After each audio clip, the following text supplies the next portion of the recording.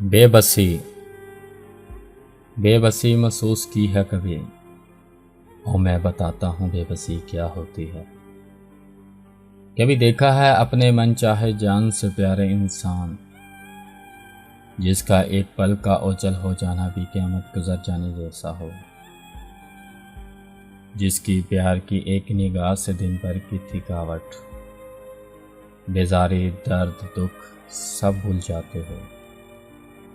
ऐसा शख्स, हाँ ऐसा शख्स जिससे दूर जाने का कभी तसव्वुर भी ना किया हो। उस शख्स को अपनी आंखों के सामने किसी और का होते देखना, कल तक जो मोहब्बत सिर्फ तुम्हारे लिए थी आज किसी और के लिए।